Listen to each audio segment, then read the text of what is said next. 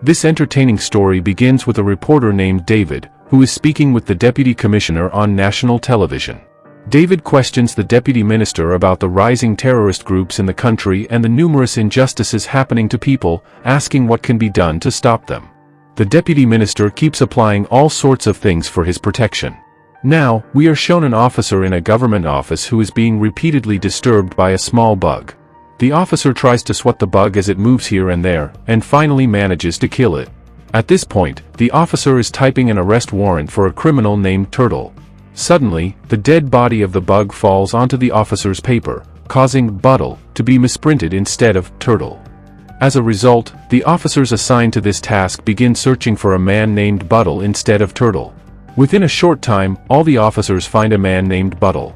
However, Buttle is not a terrorist. He is just a normal family man living a peaceful life with his wife and children.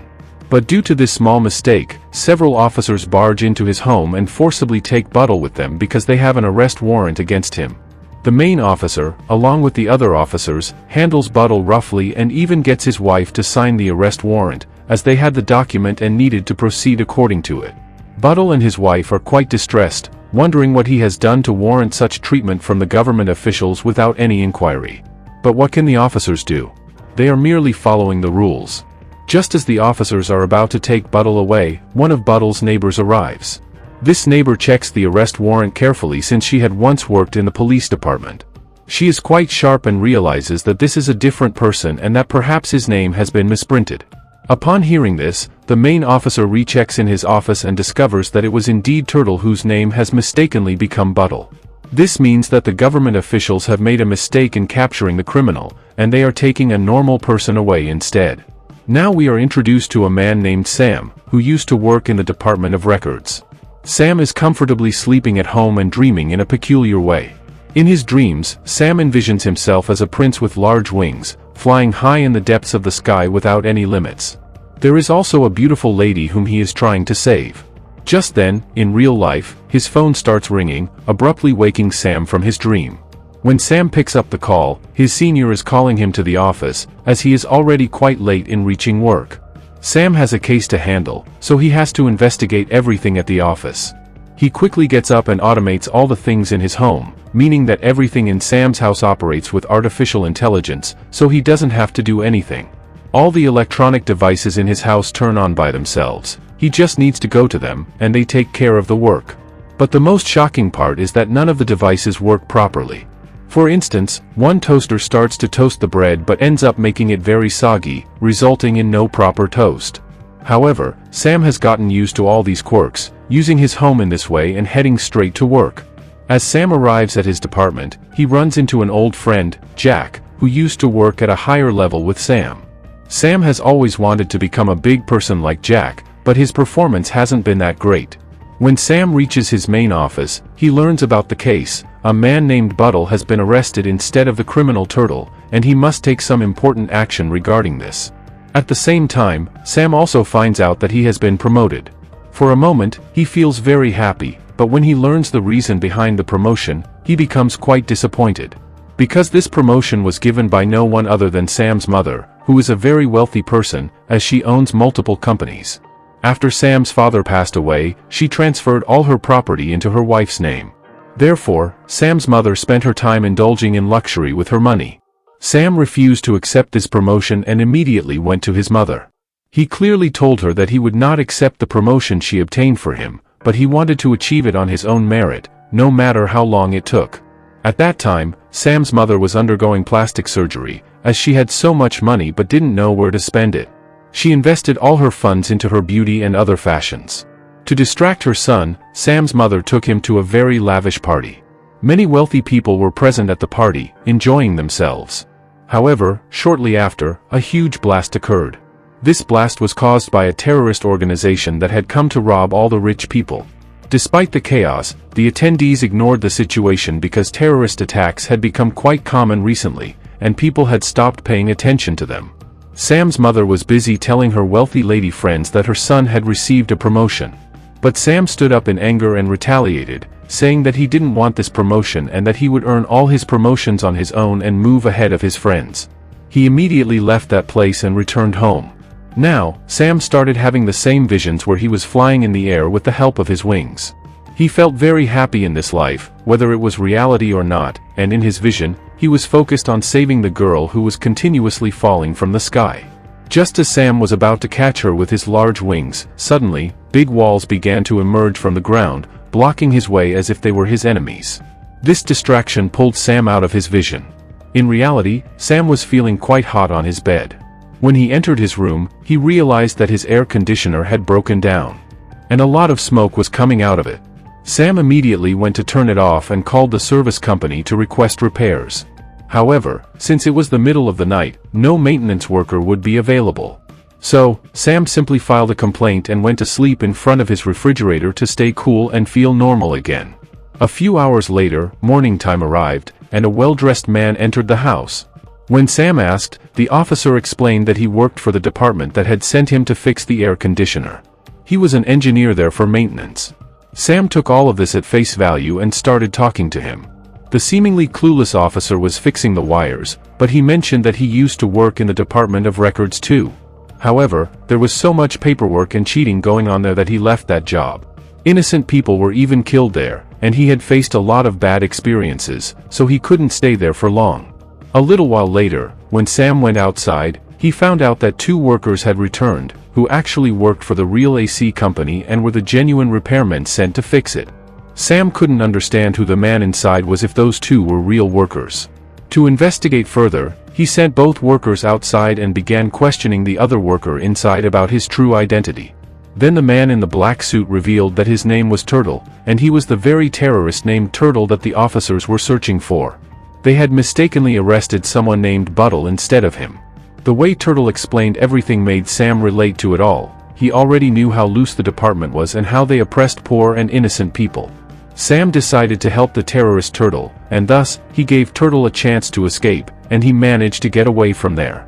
Now, we are shown Buttle, the other family man, who, due to the lack of any evidence, is mistaken for a terrorist, and all the department officials execute Buttle. After Buttle's death, his entire family begins to weep and demands justice. However, when the documents are closely examined, it is discovered that the terrorist named Turtle is still alive, meaning they have taken the life of the wrong man. Consequently, the department officials provide compensation to Buttle's family to rectify their mistake. Though this amount will not bring Buttle back, the remaining family can sustain themselves with the money. The responsibility of giving the money to Buttle's family is left to Sam. Initially, Sam thinks he can handle this task easily, but he must go to Buttle's house to give the compensation because there is no response from the family. Sam quickly arrives at Buttle's house, where his wife is sitting in shock after hearing the news of her husband's death. When Sam gives her a large sum of money as compensation, Buttle's wife, furious, begins to say that she cannot bring her husband back with this money. If they had done nothing wrong, how could all of you from the department have killed him, and where is his body? She insists on seeing him, but sadly, his body has been cremated to eliminate any evidence, and in exchange for the money, the department wants to close the case. However, Buttle's wife is not one to give in easily. She tears up all the compensation papers. At that moment, Buttle's son arrives and begins to attack Sam. They both inflict significant damage on Sam, trying to force him out. Sam, feeling angry, steps outside when he suddenly notices their neighbor, Jill, trying to calm everyone down. Sam keeps looking at Jill because she looks exactly like the girl he had seen in his visions, the same one he tried to save with his multiple flying powers. The lady named Jill was packing her belongings and preparing to leave when Sam started to follow her, as he needed answers to all his questions. However, Jill suddenly got into a strange-looking truck and drove away, preventing Sam from meeting her and finding answers to the things happening in his dreams. Filled with curiosity about everything, Sam went directly to his department to try to find information about Jill in the computers. After extensive searching, he only managed to find one photo of Jill, and he wasn't allowed to access any further information without her permission. Yet, Sam felt it was crucial to discover what this girl named Jill did and why she kept appearing in his dreams. There had to be some connection to her real-life situation. When Sam arrived home, lost in thought, he found the same 2 workers who had come to fix his air conditioner. Although the AC was repaired, the workers informed him that someone else had come before them to try to fix it. They had also reviewed the CCTV footage, revealing that the worker Sam had sought help from was regarded as a terrorist by the department, implying that Sam had made a mistake by informing the department about him. The two workers began to blackmail Sam in a way, but he wasn't concerned and told them to leave, regardless of whether they showed the CCTV footage to anyone. Sam learned that if he wanted deep information about anyone, he would have to shift to the Information Retrieval Department. This was the same department where Sam would be promoted, leveling up his position. Since he already had his mother's promotion, Sam reluctantly accepted her promotion, meaning he would now be promoted to the Information Retrieval Department.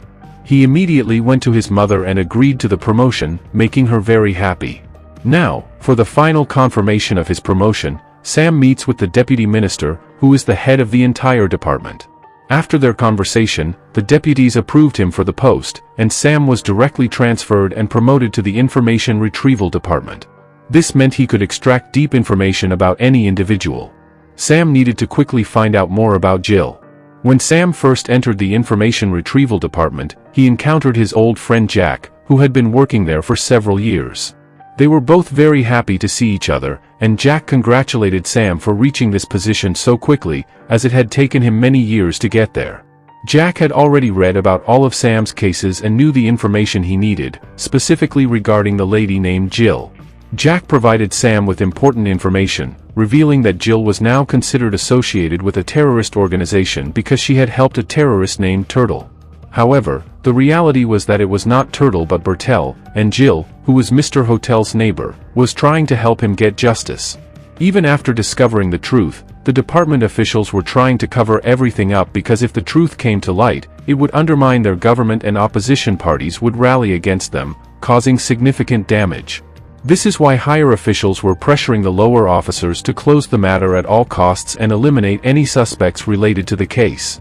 Consequently, Jack and the others had issued an arrest warrant against Jill. Upon hearing all of this, Sam was determined not to let Jill be arrested. He told Jack that he would handle the case, meaning he would take on the responsibility of capturing Jill. With that, Sam gathered all the documents and left the office. After learning about everything, Sam headed straight to Jill. To save her life, Jill is in her truck, and Sam immediately jumps in. He starts telling her about how her life is in danger and that he wants to save her at all costs. Sam even reveals that he has seen Jill in his dreams and has fallen in love with her. However, Jill doesn't seem to care much about all of this. Still, she decides to move forward with Sam because he could protect her, especially since he works in the Central Department, which could help her in seeking justice for Buttle. Jill has been trying to protect the Buttle family and get them justice from the beginning, although she hasn't had any results yet. She is determined to keep trying until the end. Jill, for some reason, starts destroying all the Central Police with her truck as they attempt to escape. When senior officers learn that Sam is also assisting Jill, they become very angry and issue a warrant for his arrest. Despite this, Sam has developed feelings for Jill, so he takes her to a safe place. However, terrorist attacks are happening everywhere, and people are in serious trouble. It seems that the department is making no effort to stop these real terrorist attacks, almost as if the attacks are happening at the department's behest. Jill leaves to take care of something, and as Sam follows her, he is captured by the Central Police officers. Due to his behavior, he is tortured and even beaten, as he is perceived to be supporting a terrorist who is working against the department. After being severely tortured, Sam goes straight home, where he finds the same two servicemen who had come to fix the air conditioner. In reality, the department had deliberately sent these servicemen to keep an eye on Sam.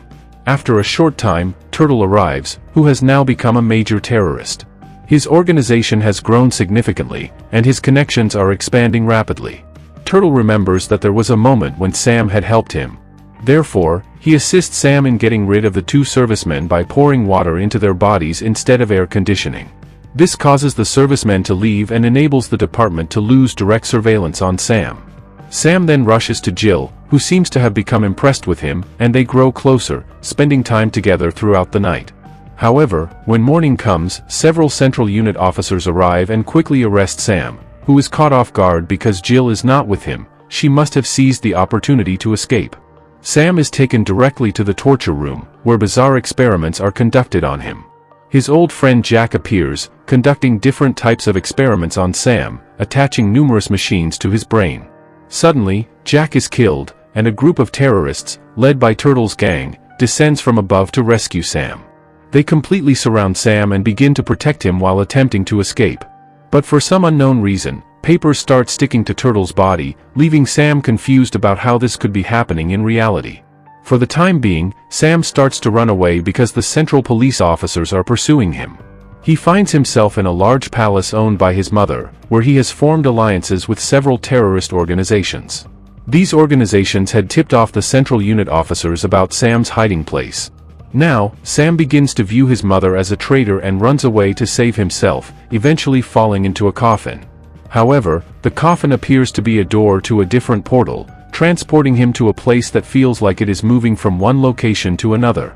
When Sam emerges, he realizes that it's Jill driving the vehicle, who has been planning to save him from the start. Jill confesses her love for Sam, and together they decide to create a new world away from everything. Even if their family is small, they will live well. However, a shocking reality is revealed. Sam, who is witnessing all of this, is still imprisoned in the torture room. Machines are showing him these visions to prevent him from finding an escape, constantly reminding him of the sins he has committed. Jack takes the deputy minister away, leaving Sam to suffer in the same manner. This means that the department, regardless of the circumstances, is willing to eliminate its best officers to maintain its image. Politics operates in this way, and our torturous tale ends here.